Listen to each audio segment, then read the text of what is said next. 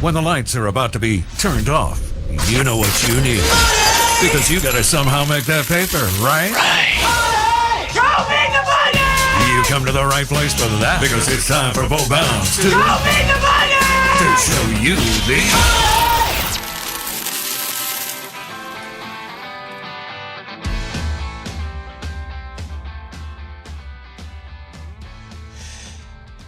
Good morning.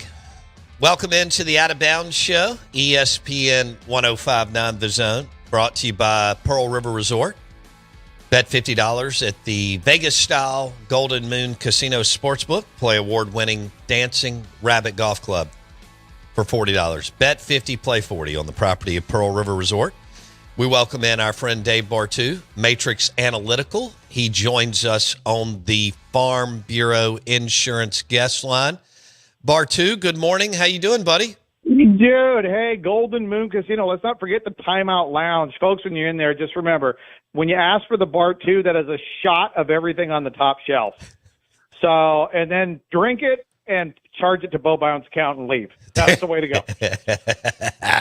I love it. Yeah, so I have to tell our listeners this. So when Bartu and I were up there, it's been too long, but we went to Bartu played Dancing Rabbit Golf Course and had fun with some of our P1s. And that was great. And I'm so glad he got to do that. And then that night we ate dinner at Philip M's, and we had a great, wonderful dinner.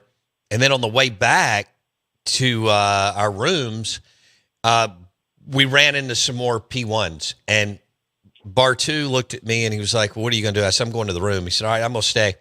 Well, they ended up shooting fireball and having a good time. So it was great. And they were feeling, just a little hazy the next morning, but it was all good, right?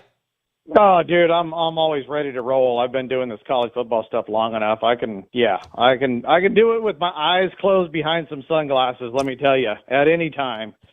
But no, I think that was the last time I really got too deep in the fireball, but You only live once. It was funny too, because I remember I was out in Dancing Rabbit, and there's this one par three way out in the back, right? And it's it's gorgeous looking par three, and of course I come up way short, which is in a creek, swampy area, and out here you just if you kind of see where your ball lands, you go get it, right? And I start walking down there, and one of the guys was he's like, "Where are you going?" I'm like, I'm going to go get my ball. He goes, you going to get the ball or a cottonmouth? I'm like, okay, nope, no ball. No. I'm good. No. Yeah, you got to be and careful. I was like, y'all got poisonous stuff around here. Yeah, nope, I'm staying away from that. But you know that as much as you're in the woods and elk hunt and all the other things you do. So it didn't take you but 1 second to know, hey, I'm good. All right, we got to start with Lane. I mean, is that? Yeah, I mean, we can go. Let me give you a little sample of my morning already. Okay. I mean, this is it has been 24/7, 365. But like this morning, I was up at 3:00 my time, because 6:00 the texts start coming in from head coaches and GMs and chief of staff again. Right? Because everybody's like, oh, the head coaching carousel has slowed down. Yeah, they got 10 other guys plus other guys. Right. It doesn't stop, right? So, first thing this morning is special teams coordinator report. 17 guys deep, okay? Their entire career profiles, all the numbers, everything. Not 2 or 3 guys like you see on the Twitters and the interwebs. 17 dudes. When a Brett Key says, I'm looking at 36, it's actually more than 36, okay?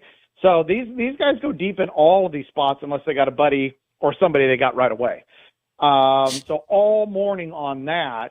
At the same time, I was working on my new momentum index for NFL. So I solved it for college football, and the momentum index is stronger than the turnover margin. Okay, it is, and I tested it all the way back to 2010. I found something that is stronger and more coachable and more complementary football than winning the turnover battle. So everybody that is a football coach at any level, text me after the show. I'll drop my cell number here in a bit. But momentum index is also just literally, as you guys called, I was getting the work done on the NFL. Momentum index in the NFL is stronger than winning the turnover battle in the NFL. Wow. So the data and the numbers that we're dealing with right now, it is absolutely a zoo, and I love it. So we can start, and we can go anywhere we want. If I had the time, I could talk for 12 straight hours on coaching carousel, dude. So you just hold my hand and take me down the path that you want your listeners to listen to right now, because I am ready to rip. Okay, I'd like for you to walk us through Kiffin's coach effect at Ole Miss, and then how you think that will translate at LSU, Bartu. Oh, well, you know something. I mean, his coach effect overall, he was positive one game a year, and a lot of people go, "Oh, he's way better than that." Well, you know something. He did a wonderful job at Ole Miss, but he was gifted the gift of a scheduling opportunity window. And we've talked about it on this show once. We've talked about it 100 times. And in the last couple of years have been a wonderful SEC schedule for Ole Miss, one of the easiest profiles out there. He took advantage of it. 10-2, 11-1, or what was it last year? 9-3, 11-1. Because Brad White beat him at home last year and ruined that season. So, but 11-1 this year, Brad couldn't get him. And so overall, it was positive. It was very positive at Florida Atlantic as well. So this is proven to be portable. Okay, that's one of our, for everybody listening, that's one of our new words. Portable, because inside the numbers, now that we're going deep dive into stuff even further, we are noticing that guys can do great at one place and then not great at the next. So anytime you see somebody hired that was only at one place, even if he did really good, tiny red flag of risk concern, because he hasn't proven it somewhere else. Okay. So with Lane, it is portable. He did it at FAU. He's done it at Ole Miss. So I feel it is highly likely and much more portable at LSU. So I do expect the same results at LSU as I did at Ole Miss, except, as you and I both know, LSU, last 10 years, third most starts in the NFL. The talent at LSU, nothing against y'all at Ole Miss, but the talent at LSU runs way deeper than it's ever been at Oxford. And so I don't blame Lane for jumping the ship because of that opportunity. And he kind of Elwayed this thing, right? 11-1, going out on top. You're going to a infinitely harder schedule, 9 conference games next year. Even if Lane stays, there's going to be a drop back. Now that you got a new head coach, a new DC, a new OC, there's probably going to be a significant drop back, but a lot of that's going to be in part to the new schedule. So I feel Lane, man, he keeps Blaine Baker, right? There's been no change in that, right? Yeah, he did. Yeah, total coaching continuity. That defense was top 5 at some point during the season. I don't care what anybody says. With that talent level, Lane is a 4.5, almost 5-star offensive coordinator. You got a 4-star defensive coordinator. You got NFL talent everywhere. LSU is national championship conversation right now. Bar 2 on the Out of Bounds show, brought to you by Pearl River Resort and an ice cold Stella Artois. So, when you would hear people say there's not that much difference between the Ole Miss and LSU job, what was your reaction? Oh, yeah, sure, right? And there's not much difference between professional baseball and AAA. Come on. There's a huge difference there. There really, really is. Now, on paper, it may not seem like it, right? For the last 20 years, Ole Miss recruiting usually runs between 14 and 20, and LSU runs between number 3 and number 6. That is a massive gap of talent. Oh, here's actually right off the top of my head. Here is a great way of looking at it. Okay. In the SEC in the last 10 years, the program with the 5th most defensive starts in the NFL, do you know that's Mississippi State? Wow. Is Mississippi State in the last 10 years. Phenomenal defensive players out of Mississippi State. Phenomenal, right?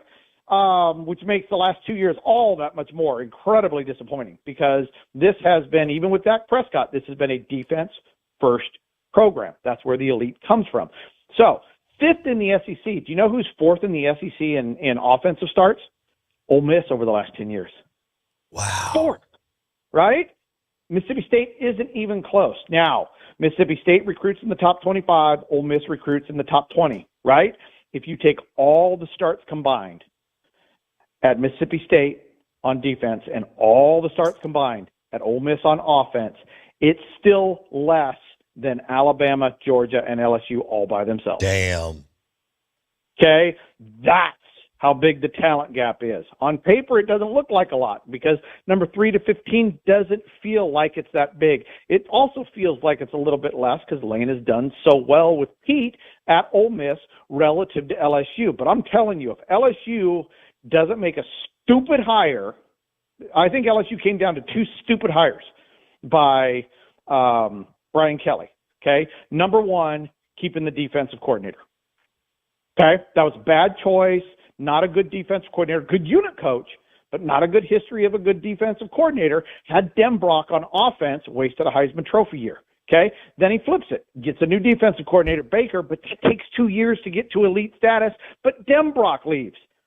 I'm telling you, Baker and Denbrock, this is a national championship level team this year. It just takes that little bit of a tweak to get the right guys in place. So I think Lane, to his benefit, is he's starting off with the right guys in place, a little bit better than Kelly, but talent-wise, not much different. Okay. All right. So Dave Bartu, Matrix Analytical on the Out of Bounds show. And what grade? I mean, you give Lane, LSU an A, right, for getting Lane? Is that fair? Oh, you know something? Look. It's hard to hand out a grade for, it's so they have the biggest brand with the most talent and SEC money, and they get an A for getting the best available guy. Okay. Sure. Why not? Right. I look at it more of risk, right? Every hire is a risk, every hire that I do in my business, every hire that you do. Look, you take a risk on Jackson and it hasn't blown up yet, but you're scared going in every day. Right? It's no different than Lane. You're kind of scared going in every day. What's he going to tweet? He's going to tweet from the boat, on a Sunday at 2 a.m. out in the Gulf? I don't know. Right. But so there's inherent risk with it. And so when I look at Lane, everybody focuses on the head coach. And so Lane is a very good risk based on what he's done at his last 2 stops. And then you start adding to it. Okay, who's his defensive coordinator? He gets to keep that whole defensive staff and coaching continuity in place. That's a great risk. Does it mean it's perfect and it won't fail? No, but it's a good calculated risk. So overall, in terms of risk for LSU, it is a very, very good hire. Bartu on the Out of Bounds show. Let's go John Summerall. From Tulane to Florida. Okay, so let's look at portable. Okay, John's done it at 2 places. I like that.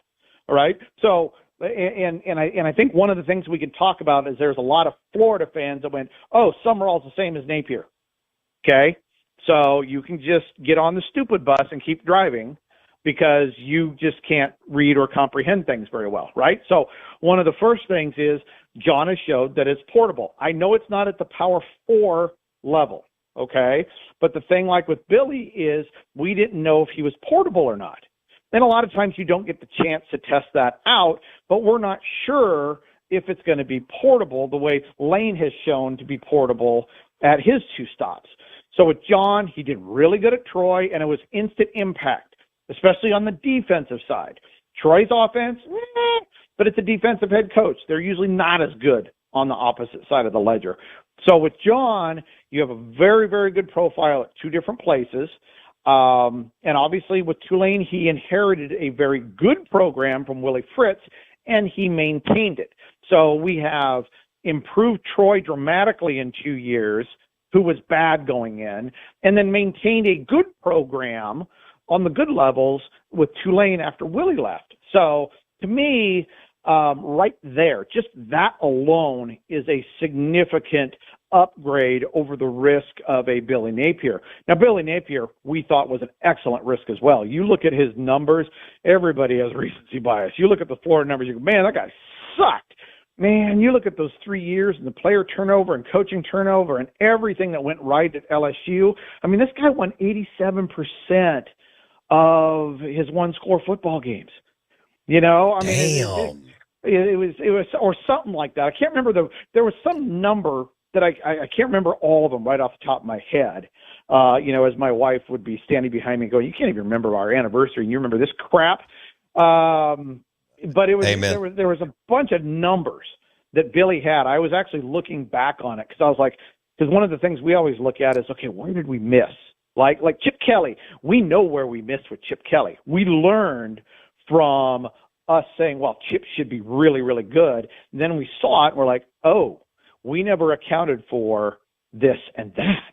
And then let's watch that going forward. And then we saw it in Lincoln Riley and said, you know, Lincoln Riley might be a disaster at USC, at least in the beginning, because he looks just like Chip Kelly. And so with Billy, we were looking back and we're like, what was it? And we couldn't put our finger on it because I started going into management numbers and how guys use timeouts. I mean, I started deep diving into this stuff because one of my favorite ADs is like, Dave, can you look into this? And I'm like, well, I've never done that before, but I have the data now. I can. And I couldn't put my finger on it with Billy other than he never proved it somewhere else. He was really good at Louisiana, but we didn't know if it was portable. It's not portable at Gainesville. Learn that one. No. You know, so it was. But Summerall's a good hire. Summerall is the second best risk available in this cycle. Wow. And then you start. Well, I mean, who else was a better risk? I mean, who would you put above John and Lane as a better hiring risk so far? That's James it. Franklin? Other than James Franklin, right? Right, James Franklin. But you see, you look at James's numbers, and I can talk about this a little bit more because I know he's not listening. You know something, when it comes down to game management, close games, there was a regression. And what he did at Vanderbilt, he had it going at Penn State for a while. And I look at the numbers, and I think the pressure of winning and trying to get a national championship started changing the decision process and maybe made it more conservative. I can't put my finger on it, but his game management knocked his grade down quite a bit in the last few years. And so his grade was almost exactly the guy that they hired, Matt Campbell. They literally traded the same guy. Just one recruits at a higher level and the other one manages a game a little bit better, but really the same guy. Wow. So risk-wise, Virginia Tech, I mean, that's a no-brainer, right? I mean, Heck if you're yeah. an AD and James Franklin drops in your lap, it's like, sweet, I got him without work, and somebody give me a 4-year extension for my awesome work. And so John arguably, maybe you could you'd probably call James Franklin the best risk so far, wouldn't you? I mean, I know the fans love Lane Kiffin, but from a risk standpoint to the athletic director, there's 1 and 1A. But John's right there, you know, and then you got to start looking at the staff that he's building around that. Okay. Dave Bartu, Matrix Analytical on the Out of Bounds show. We're talking coaching carousel and all the new hires. We'll go to Arkansas. Ryan Silverfield. He was at Memphis. He went to Arkansas. What do you see here? Pretty average. I mean, solid head coach that wins to talent. But at Arkansas, I don't think it's going to be good enough, man. Wins at talent in Arkansas forecast for about 4.5 wins a year for the next 4 years. That's what an average head coach will do at Arkansas. The Arkansas schedule, I've already mapped it out. The next 4 years, the single toughest 36-game run in college football is the Arkansas SEC schedule. Just wicked. Now they're all tough. You and I've talked about this once, talked about it 100 times for the last, 8 years. Don't go to 8, don't go to 9. Don't go to 9. It's going to hurt everywhere. And now everybody's realizing, now that Kirby Smart's talking about it, it's like, oh, damn, this is going to hurt. No, it's going to be more than stinging. It's going to be rough for a lot of places. And I think it's going to be rough for Arkansas. But Silverfield, he wins right where you would expect the talent to be. Didn't elevate the recruiting much at Memphis. But that is tough given the current NIL situation. I love his offensive coordinator. I think Cramsey's one of the best underrated guys in the country. Who did he bring in as his DC? I can't remember that one right off the top of my head. I'm not sure. Jackson, you want to look that up? It doesn't matter. It doesn't matter. I'll just go plus or minus 19 wins in the next 4 years. And Yikes. and I'm not sure Arkansas fan is going to be able to stomach 4 years of that. But I don't know what else to tell you. What else are you going to do, other than hiring a guy that can really elevate the program? And the guy that elevates Arkansas to 7-8 wins, man, he's going to be gone the first chance he gets to places like LSU. Right. So, SEC in terms of expectations, in terms of the expectation to schedule, Arkansas and South Carolina have to be the two toughest jobs in the world. Expectation to schedule, right there with Mississippi State. Wow. Okay. Would you say yes or no to that? I'm putting Mississippi State as another tier because I don't think your fans are as crazy with expectations as a South Carolina, because Steve Spurrier won 10 games for 3 years in a row, right? Or whatever it was, or Petrino. Arkansas has a banner with a national title on it. Right. That's never walking back through the door. Well, it could. If the Waltons and Tysons go, yeah, let's actually put some money towards football. Here's a few $100 million. Right. But I don't think that's likely, because if it was going to happen, it would have probably already happened. Yeah. All right. Bar 2 on the Out of Bounds show. Alex Golish from South Florida to Auburn. Does that have some sizzle in it? Is it just meh hire? What do we see here? Okay. Well, let's look at his profile at South Florida. Okay. We got 36 games, right? How many times has he put up and arguably he had number 1, number 2 talent level in his conference? Oh, yeah. South Florida? Okay. Yeah. Yeah. Okay. So how many times did he put up a top 50 offense in the last 3 years? Once. Last 12 games, right? So it took 3 years to get a really good offense going there. But he did get it going.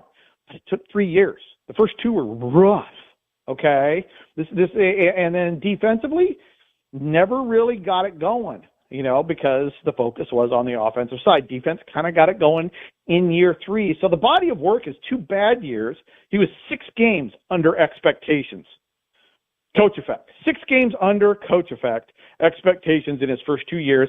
He was even this year. What he did this year was what the schedule said he should do, right? So when we're talking baseball, wins above replacement, 0. This is what an average head coach should do with South Florida. Now, did he build it up? Yes, he did, okay? But here's the problem with your selection bias when you're looking at this. This is the Steve Sarkisian syndrome of going 0-12 and then Steve taking a top 25 recruiter to 7-5.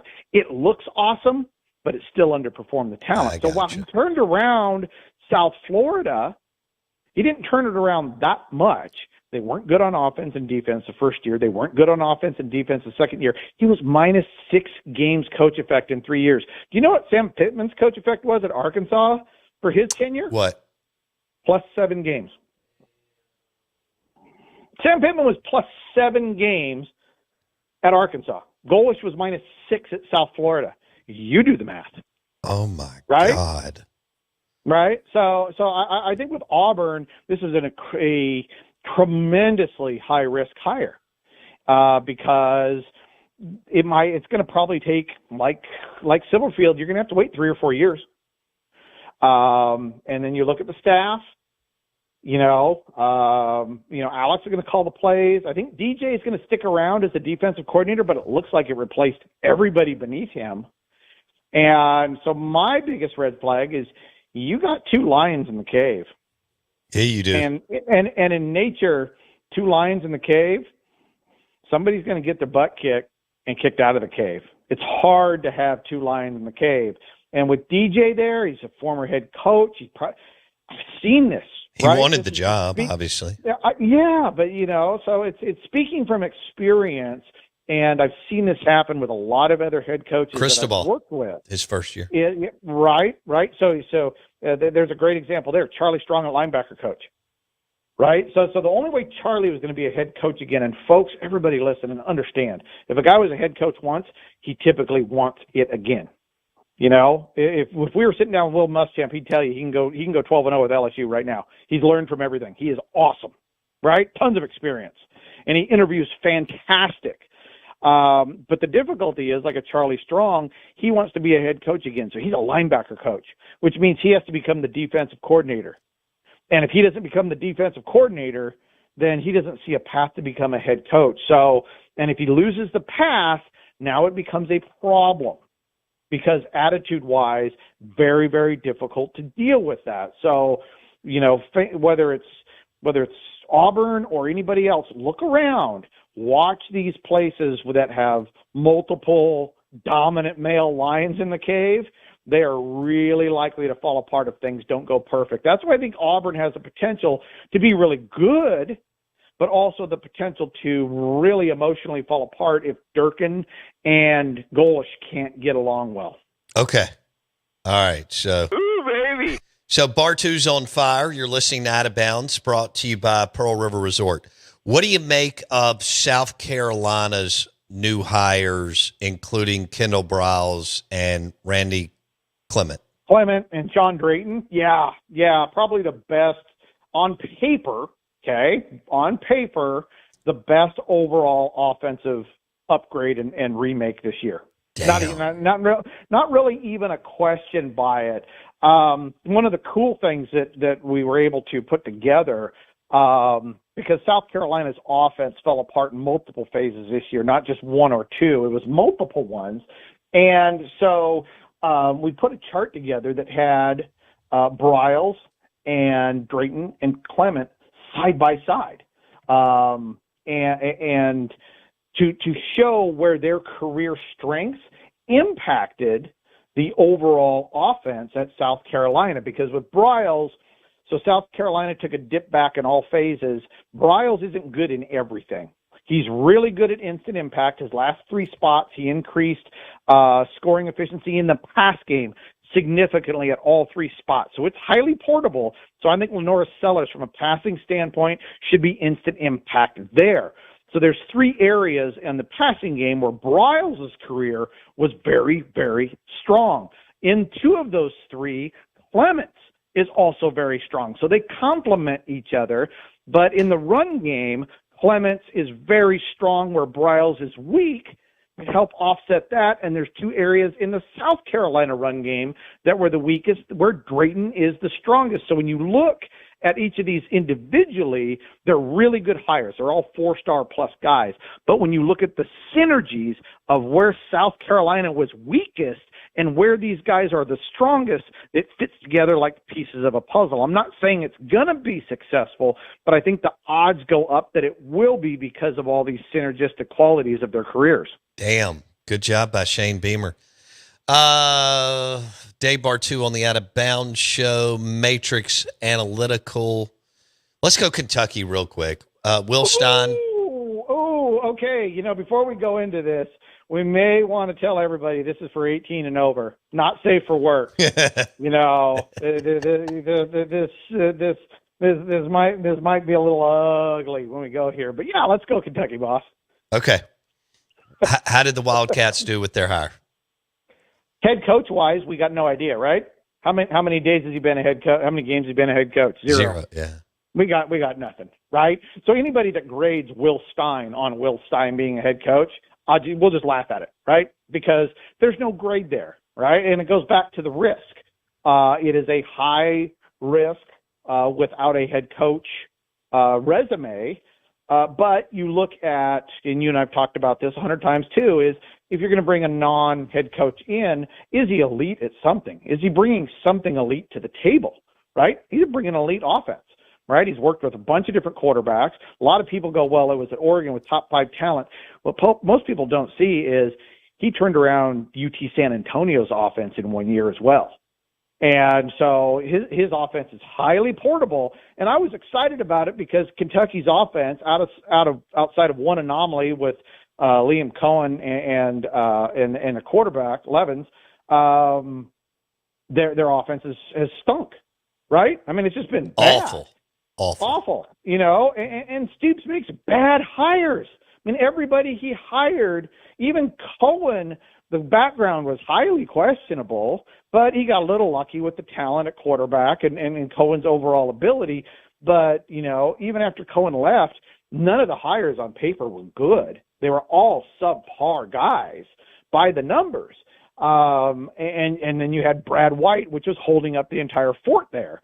And so this way, I was like, oh, man, Kentucky, this is going to be so weird for Kentucky fans because Will's going to just, gosh, you know, hopefully year one, but maybe year two, this offense should be absolutely, oh, he's not even going to call plays. He's going to let Joe Sloan do it. Terrible.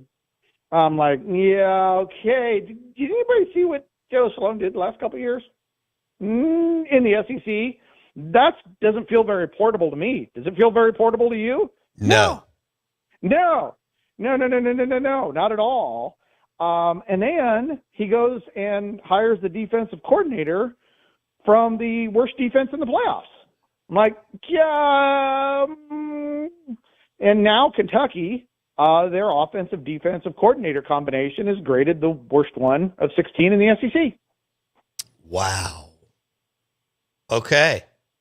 I mean, what else is there to say? Maybe it will be successful because Will is so smart and energetic on the offensive side. But, you know, I mean, Texas A&M was 68th in defensive scoring efficiency this year. With Texas A&M talent in a pretty easy SEC schedule, now he's got Kentucky talent trying to run the same defense with all those athletes in that conference. I'm not grading that one out very high. I'm really limiting my expectations on Kentucky, at least in year one or two. All right, so my takeaway. Hot garbage. Bar 2 on the Out of Bounds show, ESPN 105.9 The Zone. All right, this is crazy. Zach Arnett's back in Starkville as a defensive coordinator. What do you think about that hire by Jeff Levy? He is. Well, part of it is look at it in the vacuum. Right. You know, I'm not from down there. I'm not close to Starkville, but you can tell me how hot the seat is or not. And you know something, coaches, when they interview, know how hot the seat is or not. Sure. Good example is Virginia Tech. Virginia Tech, Brett Pry interviewed two guys, one on offense, one on defense, that have huge ceilings. I mean, high ceiling guys. Okay. He offered one offensive coordinator the job. He turned it down to go be an analyst in the NFL. Wow. Why? Because I don't need to go do that for 1 year and have the rug pulled out from underneath me. The defensive coordinator offered him the job. He went and became a defensive coordinator at the G5 level instead. Okay? And I'm telling that story just from a lesson learned. When you're looking at, so Jeff was in a situation, right, where other coaches are going to go, okay, does he have, what's his runway? Does he got a couple of years? Is it 1? Is it 2? Is it 3? How much longer does he have? And what it does is it limits head coaches and their ability to attract guys. Now, Zach has a pretty good window in terms of his floor and his ceiling. He has put together some good ceiling defenses. You know, it's a medium-high ceiling.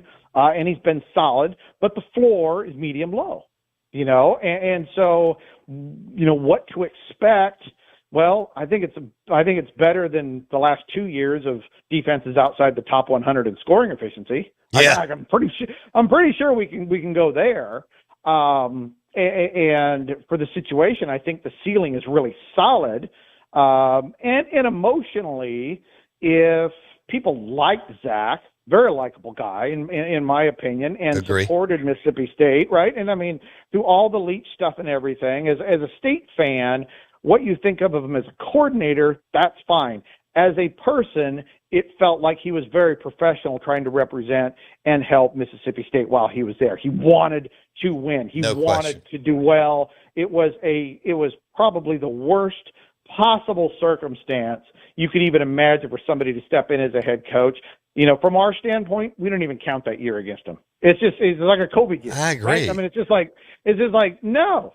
I mean, if somebody hired him as a head coach, you're like, well, what did he do for 1 year at Mississippi State? You shouldn't consider that. That was an impossible situation, right? Just an impossible situation. It'd be like, you taking a day off and asking Jackson to take over and do a better show. Impossible situation. You just can't live up to it. So, love it. No, it is. I think as a fan with Mississippi State, somebody recognized. I think there was a lot of fans. I got a lot of texts. I got a lot of DMs last year about, is Jeff going to make a change? And he stuck with it to see if if it could improve. It didn't, and wisely he chose to make a change to try to do something better. So I think there's value in that as well. How it's going to work out? Yeah, I don't know. It's tough with 9-game schedule when you have the bottom third talent in the conference, no matter which program you are. Dave Bartu on the Out of Bounds Show. Goodness gracious. All right, best. I know we just went through some of them. Brad White's the defensive coordinator at Florida. Yeah. Kendall got hired at South Carolina. Baker's being retained at LSU. Right. Well, let's look at A&M. I was going to. Baby. Yeah. Oh, baby. Right. I mean, come on. So they get rid of promoted from within, baby. Oh, next man up. You know what I think about that stuff. Yes, I do. Especially when you got the money. Garbage. Yeah, exactly. When you got the money and brand to not go next man up, man, how many? Geez, Bo. I mean, I bet you could sit here for an hour and talk about next man up failures in the SEC. Seriously, Elko, that's surprise. He's. Here's the thing. Here's the thing. I had one head coach this year. So right now I'm only working on 11 staffing projects right now. Okay. So not a bunch of them. And that's a lot. It's enough where my wife's like, I got kicked out of the bedroom like 2 weeks ago. And it's like, you take that 3, 4, 5 o'clock phone calls into somewhere another else. room. Yeah. Literally, I'm in the coaching carousel room now. I'm literally in the coaching carousel room. So next man up. A&M, baby. At A&M. When you got more money than got. All right, for our listeners, this is what Bartu's saying, and I'm going to let him finish. When you have unlimited resources and funds, kind of like he described with LSU the last few years with Brian Kelly messing around or screwing around. When you have unlimited resources, act like it and go get a dude. Go ahead, Bartu. Yeah, and Wiggins, this isn't an indictment of Wiggins. This is in general, right? If you have the money and you have the program to not go next man up, I think you owe it that way. What happens is a lot of head coaches really feel that loyal guys that stick around long enough, they deserve their shot, right? I mean, seriously, they really so Wiggins is one of the best unit coaches in college football and has been, and it's portable. And he's wonderful at everything he does. He is really good for college football, and he's really good at what he does. And he has never called a play in his life. And the toughest thing is he is replacing Colin Klein, who just produced the single best scoring efficiency offense for Texas A&M this century. That's what you're replacing. You are replacing the best guy to do it at your school with no experience. Best guy to do it in 25 years. That doesn't make any sense. I mean, you're that you're already in the college football playoff, which means you're knocking on the door. I think this is where Bartu is going. You have Elko, who's proven at Duke and A&M that he's trending in the right way. He's already been a hell of a defensive coordinator, play caller. You're A&M, so you get players. You trip over players. Top probably 12 recruiter. I think Bartu's like, why, if you're already this close and you're in it, you're playing Saturday morning and you could win and advance to the quarterfinals, why the hell would you do this? That's what I'm thinking you're thinking. Well, I'm looking at it more long term. I think Colin Klein's calling plays. Yeah. During the playoffs, I'm just talking about going forward for A&M after he leaves. Long term, and so I think it's difficult to replace that guy. Sure. And I just think situationally, you've built up so much momentum in the program. It's just a tremendous risk, is what it is. That you didn't have to take. No, you didn't, and I think it was more a loyalty. I got to give this guy his shot. No, it's real though, buddy. I know. It really is real. I mean, I've had lots of head coaches. I mean, just this Oh, month you've alone, told me me off the going- record the last 8 years. It's just non-stop how many of them want to hire somebody who's been with them or a friend, and you're like, no, with these P4 teams that have money, go get the best you can get is what you bang the drum, right? Yeah. You know, I mean, Because, I mean, these it's games go down to it's almost turned into the NFL, Bartu. We talked about this, you and I did. You know, the NFL, like every game's 3, 5, 7 points. And now this watered down thing, hell, coaching always mattered, but I feel like it matters even more with the watered down of college football today, Bartu. Yeah, not quite. Okay. Not quite. Games have gotten a little bit closer, and it's not because it's more NFL-like. One of the reasons is the time clock. It's taken a half a possession per team away. So on average, there is one less drive in college football. Okay, fair enough. Per game. Okay. So that tightens it up a little bit. Okay. But ultimately, when you look at 8 block minutes of college football versus the NFL, okay, everybody talked about that stupid middle 8, you know, the last 4 minutes of the end of the second, right? It's like, so you're trying to tell me that those are the most important 8 minutes in a 60-minute game? Okay, in 2024, there's 11 blocks, right? First 8 of the first, last 8 of the first, middle at first and second. Okay, there's 11 blocks in college football. That middle 8 in college football was the least valuable 8-minute block in college football in 2024. In the last 10 years, it is the third least valuable block. Now, in the NFL, it's the 5th most valuable block. So, like, if you're a college or a high school coach or middle school coach, listening to NFL guys talk about their numbers and their analytics, I can guarantee you are 100% doing it wrong, because none of that stuff applies to you on any level whatsoever. It is a completely different monster at the NFL level. Okay. All right, Bartu on the Out of Bounds show. So A&M promotes from within. You know, could work out, but lots of risk is what Bartu said. Yeah, it's a lot of risk, especially how hard you work to get where you're at going into, you know, and it's a tough guy to follow up. And then we have a question of who's going to be the next defensive coordinator at A&M too, and how well does the offensive philosophy of Wiggins compare to that guy? And so I just, you know, it's interesting where that one is headed. All right. Jackson, Bartu, let's see, what else we hit Franklin outside of the conference. Oh, did I? Yeah, Nebraska had a great defensive upgrade. Okay. Personal bias aside, brought in a new defensive coordinator that has a very, very high ceiling. What's his name? I don't even know. Rob Arch. He was out of San Diego State. He had the 3rd best overall defensive coordinator grade this year. Damn. Hello. Exactly. But risk side doesn't have a ton of experience, but it's portable. He has impacted 2 separate programs immediately year one. And so that's really good. And they also stole Jeep Wade from Georgia Tech, top 10 offensive line graded coach. Got him from Georgia Tech, bringing in one of the best defensive line coaches in all of college football, possibly, Elijah Robinson. So Nebraska is probably top 5 that kept their head coach and has fully upgraded their staff this year. Okay, this is where I want to go. Do you have another minute? Oh, yeah, let's roll. Okay. All right. South Florida hires Brian Hartline from Ohio State, who had been an OC for like 1 year when Chip Kelly left for Vegas, as you know, because I know you've got connections with Chip. And before that, he was a wide receivers coach at Ohio State.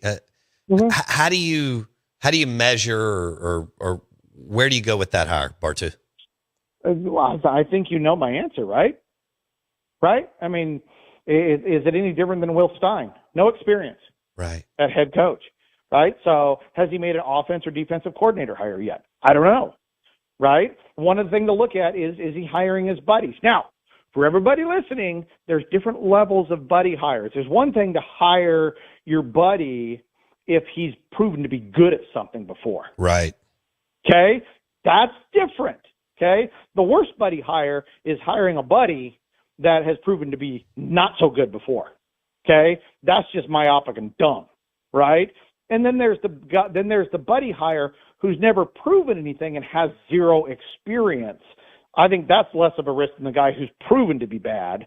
So you got three different levels of buddy hire. So when I'm looking at Brian Hartline, same thing as I'm looking at Jamarcus Russell, or not Jamarcus, Shepard here at Oregon State. Got LSU on the brain. He brings in Lance Guidry. Excellent risk at defensive coordinator. Hires his buddy from Washington, who's never called plays before, to be the offensive coordinator. You can imagine what I think about those two hires. So with Brian Hartline, this is, this goes back to, you see people going, oh, that's a home run hire. Two things. Number one, there's no such thing. Okay? There's great risks, but I don't really feel there is a home run hire out there that is guaranteed to work. Okay? And then the other thing is grading a guy that has no experience, that hasn't filled out his staff yet, is just dumb.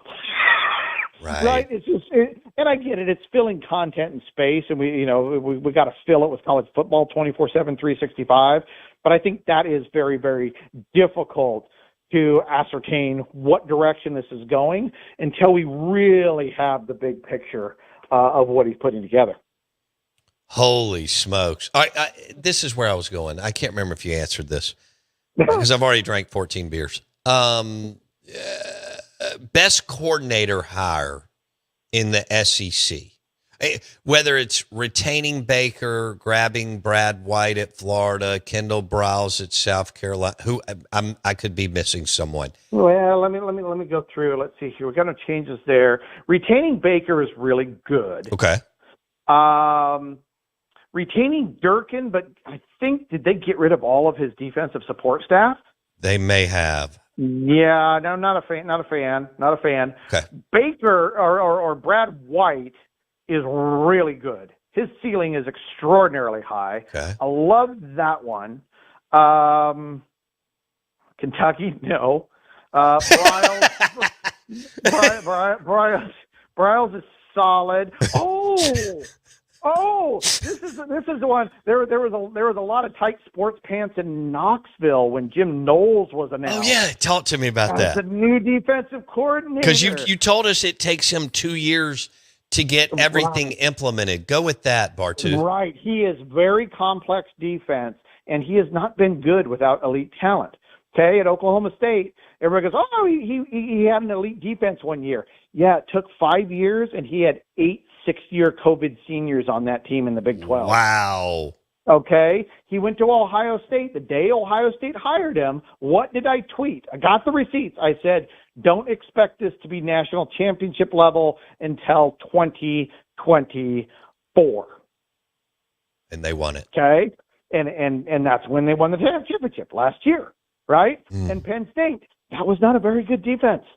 That is not what he took over. It was a big step back in a lot of areas. So Tennessee, if you're willing to wait 3 to 4 years for him to get elite, that's cool. But understand it's very complex, and he has a history of a very long runway to get it going.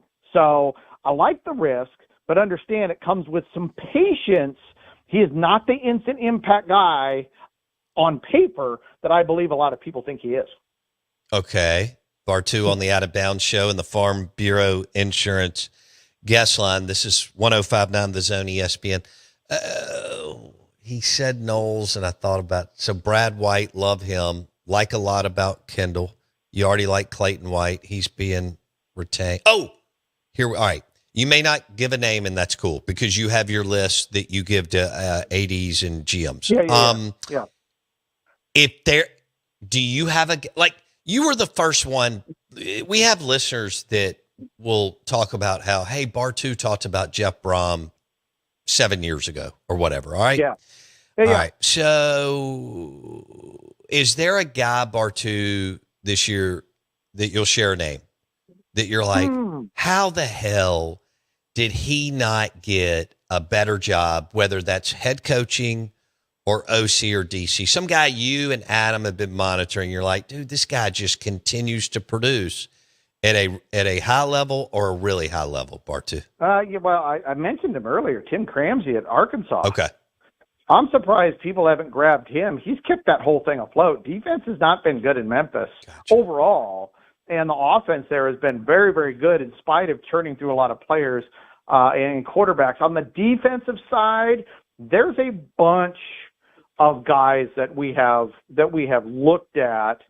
I'm trying to think of somebody that I like it really when you give us, it's just been fun over the years. You've brought up someone, and then like 2, 4, 5 years later, they continue to get better, and then they become, they blow up. Like 3 years ago, when I said Jason X going to be awesome, and this year at the beginning of the season, I said that's the easiest over in college football. Yes, is New Mexico 3.5.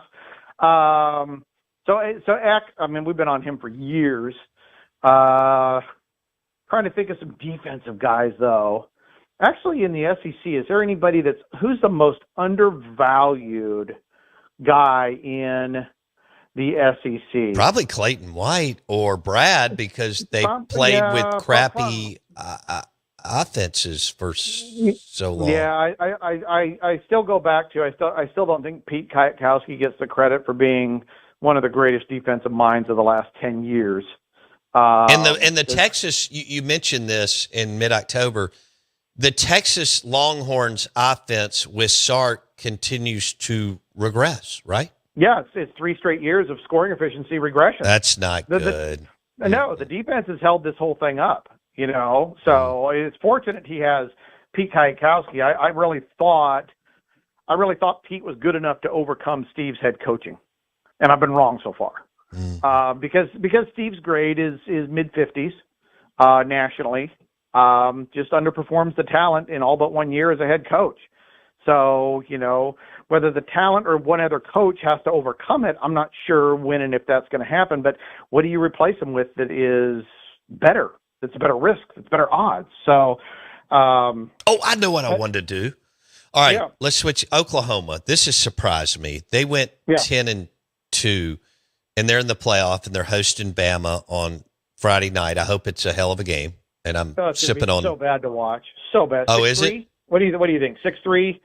Well, Mateer, both offense. So Alabama can't run the football. Mateer hasn't been able to throw the football.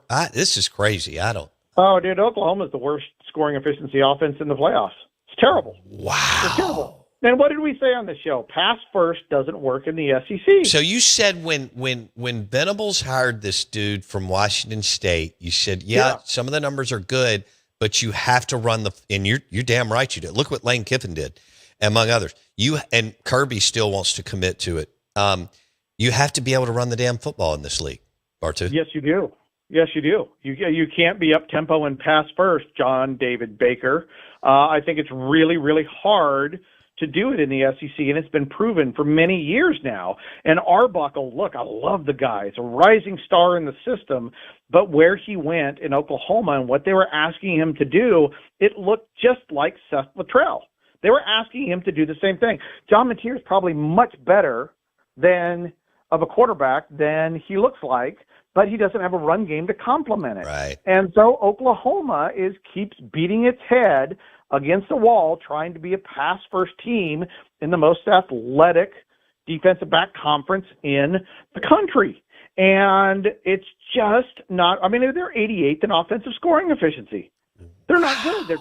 They're number 4 in defense. And like you said, Alabama managed 7 points on a indoor facility with they had a warming blanket on the damn field probably. It was just perfect environment. They scored 7 points.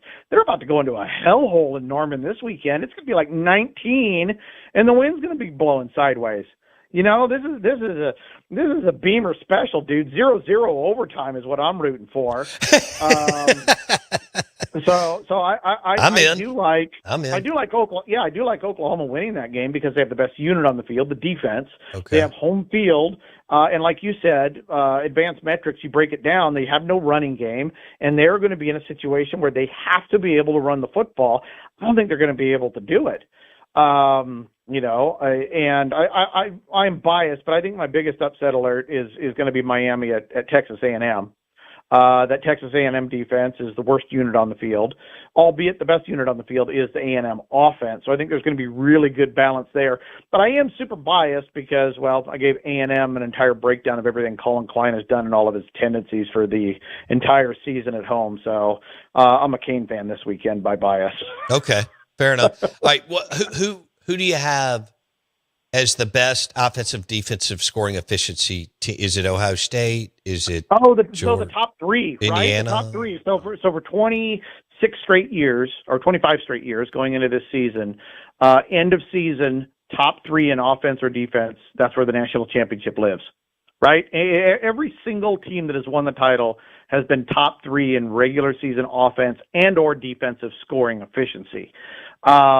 Nobody lives in both anymore. It's not like Alabama 2000 11, right. Where they were number one in offense and in defense.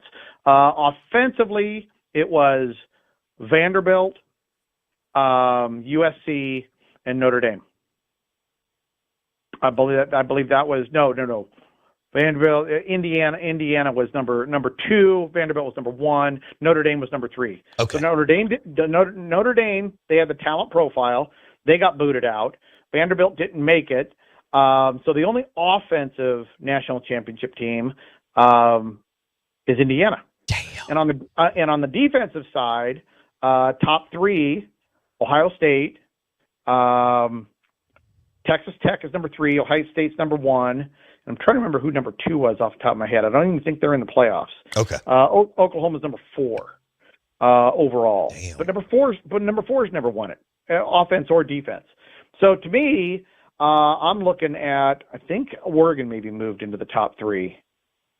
But to me, it's Ohio State, Indiana, Texas Tech. Those are the teams with the three best units that are out there. You throw out recruiting under the top 10, so Indiana and Texas Tech is out. So by the numbers, Ohio State repeats. I want to go back to Pete Golding's first hire as offensive coordinator. Yep. You hit on it briefly, but what do you think about John David Baker in the SEC as an offensive coordinator? You wouldn't just let me sneak it in there and let it lie, would you? No, hell no. Well, I need you to do just you don't have to do 5 minutes, but I'd like a minute or two. Look, I've done 14, 15 offensive coordinator searches. That guy's name has come up every single time. His agent did an awesome job of marketing him. And when you look at seriously. And when you look at the numbers, you go, wow, on average, this guy is really, really good. And I will give him credit. His first year at ECU, he turned things around immediately. It was really good across the board. And part of it was a really good scheme. I think part of it, people weren't ready for it. But it's a very pass-oriented, high-up pace offense. In 2025, he tried to go even faster to the point where he was top three in pace of play in 2025. His explosiveness adjusted for schedule dropped to 134. So it was high pace. It was high pace with no explosiveness, and all of his metrics dropped off significantly. So, but he was still above average this year. Okay, so when you look at him on paper, you go, wow, he had an explosive year one. Yeah, he took a step back year two, but it wasn't a huge catastrophic step back. And if you look at the 2 years combined, you go, well, that looks great. But what did we just talk about? Pass first hasn't proven to work really good in the SEC, right?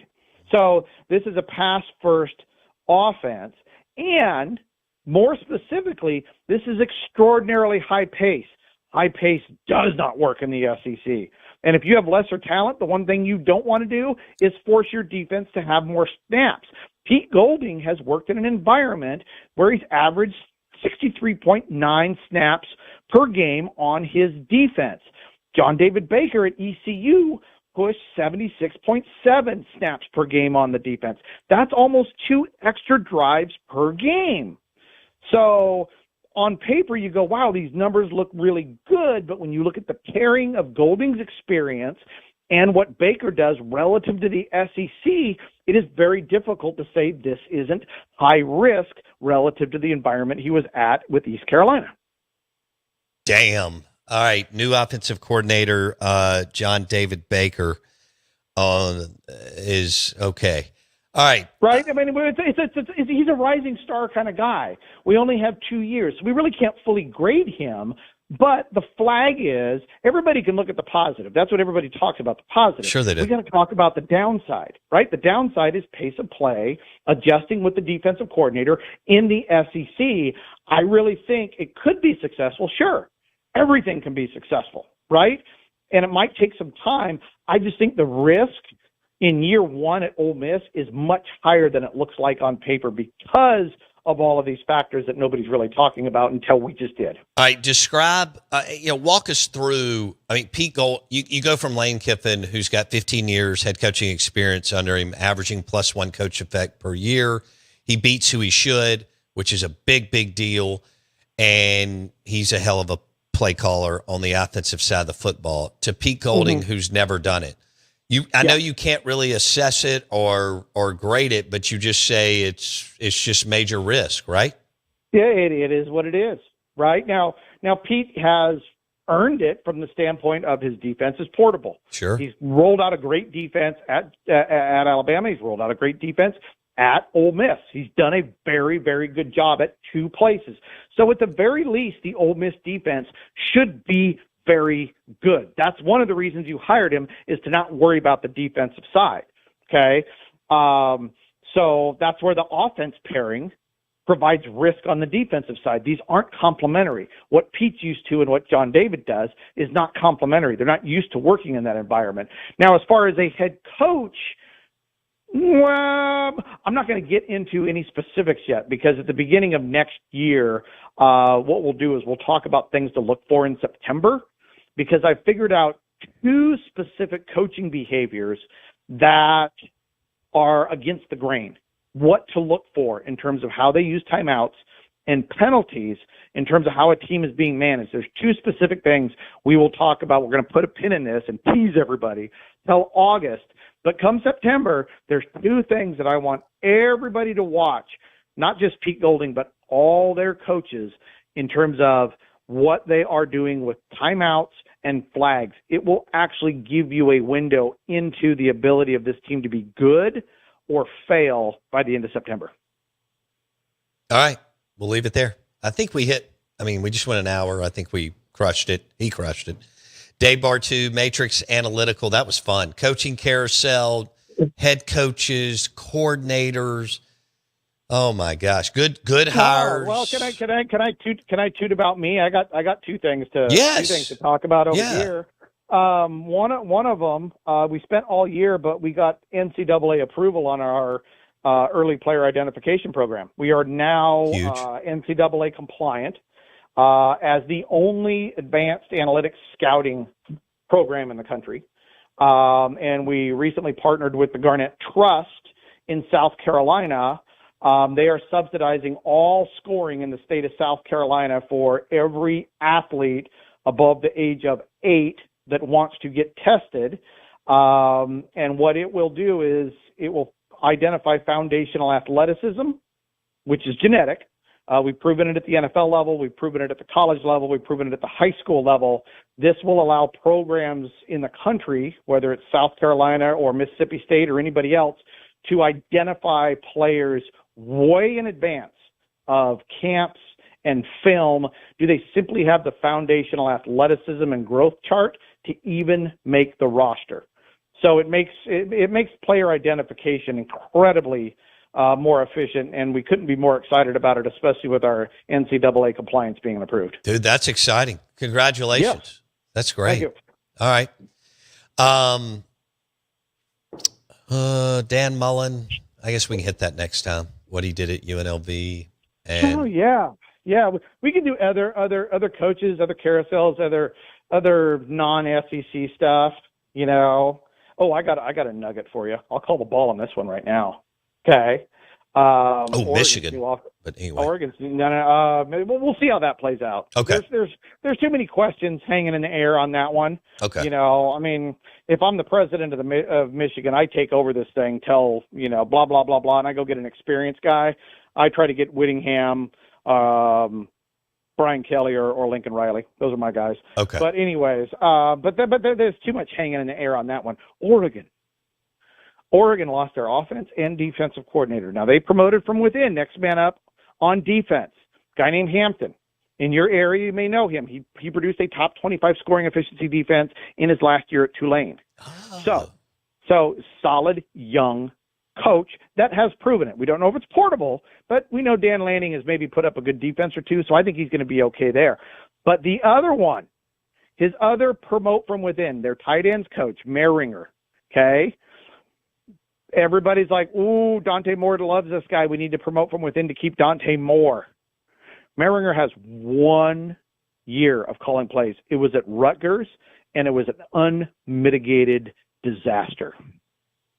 I mean, you could not, on paper, okay, I trust Dan Lanning from his hiring standpoint because everything's worked out golden for him. Everything, right? This one is as high a risk as you could possibly get. 1 year of play calling experience in the Big Ten, and everything at Rutgers fell backward. Everything except field position. The offense had actually remarkably better field position and was still worse in every category. So if there's one, you were asking for the nugget of good.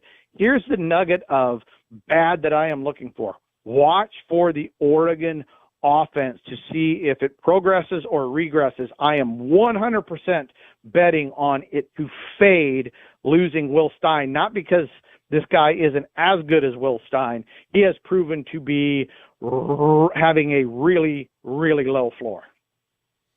That was beautiful. Wow, what am I drinking? Okay.